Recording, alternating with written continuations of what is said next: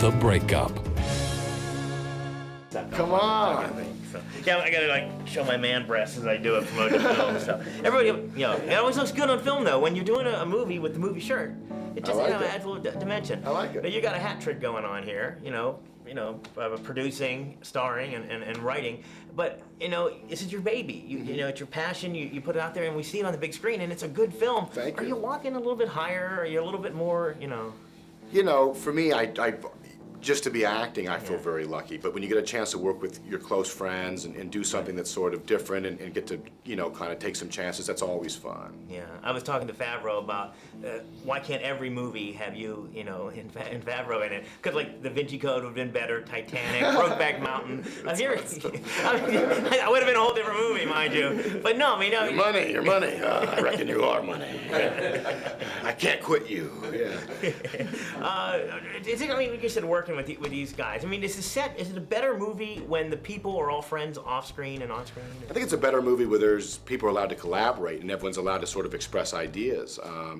I'd say more than 50% of the scenes with me and John are improvised. And, I always feel good hiring and working with John because he's so funny, he's such a good writer. And the thing with improvisation is it's not just about saying something funny in the moment, it also has to serve the movie and make sense. So, when John came in, we literally shot all those scenes in one day. We just set up 2 cameras and just went after it. Do you think it's tougher for him, as a director coming back and not being the director, or do you think it... I think it was easier for him because, he just got to come in, focus on this role and have some fun. It made my life really easy because I know how great he is.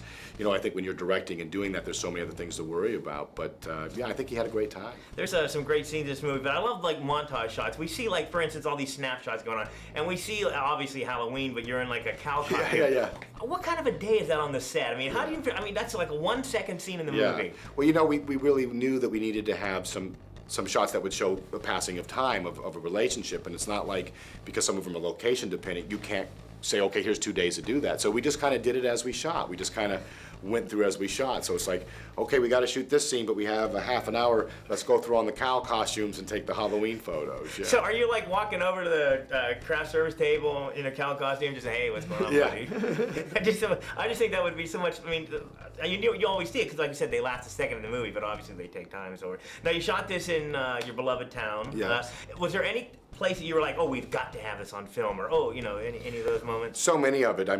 Chicago's just a great backdrop for me. I grew up a big John Hughes fan. I love all the John Hughes films and the Blues Brothers film, a lot of the films out of Chicago. And for these characters are kind of all American, relatable people, and I thought Chicago's the perfect backdrop for that. Yeah. Now, when you step out, can you step out of this and look back at your character? For me, he was completely in the wrong the whole time, except for the pool table thing, right, obviously. But do you see it that way, or do you?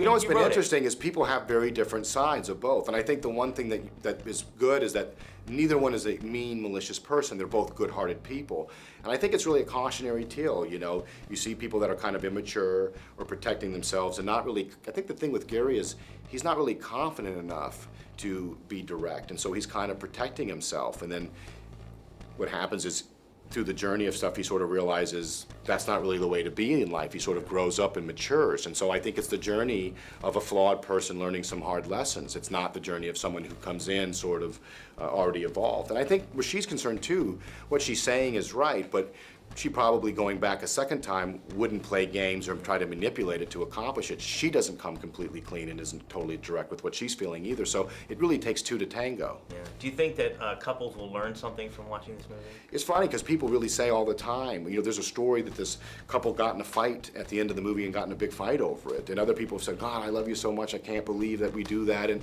I think that's one of the great things is that people are seeing themselves in the parts. Yeah, great film though. Thanks a lot, man. I really appreciate it. I love the scene when you're playing video games with the kids. Oh, yeah. I can so see you do that in real life. Right. I don't know, but that was just a great moment. Thanks so much. Thank you, brother.